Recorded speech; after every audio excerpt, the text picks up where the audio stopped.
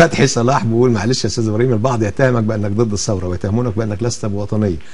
احب ارد عليهم وان حضرتك اكثر الناس وطنيه، والدليل على ذلك ان حضرتك لم تتلون مثل معظم الناس، وحضرتك من زمان بتراعي ظروف الناس البسطاء. ربنا يجعله في ميزان حسناتك وربنا يعينك على اي حد لا يعرف قيمه حضرتك، وشكرا.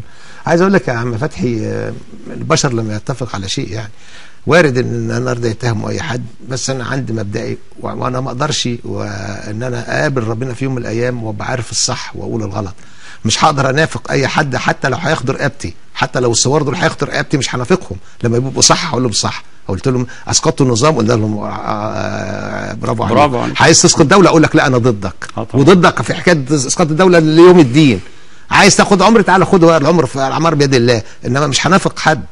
وانا بطلب من كل اخواني في الاعلام كلهم ان احنا محدش نتذكر بس ان في وقت من الاوقات هنقابل ربنا، بس نتذكر بس ان الواحد ما ينفعش حتى الواحد لما هيشوف نفسه في المرايه وهو بينافق او بيداهن ولا بيتحول ولا اي حاجه، هيحترم نفسه ازاي؟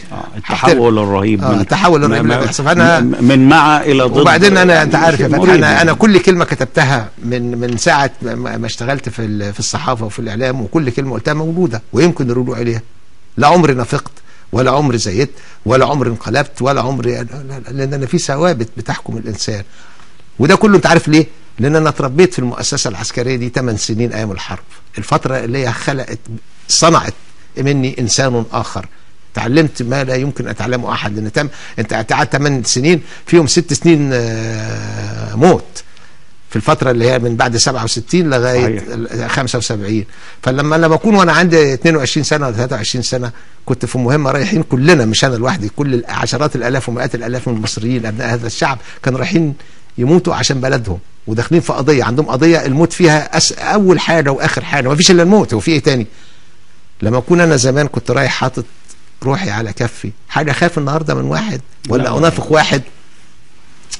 لا يا عم فتحي مش كده الحكاية.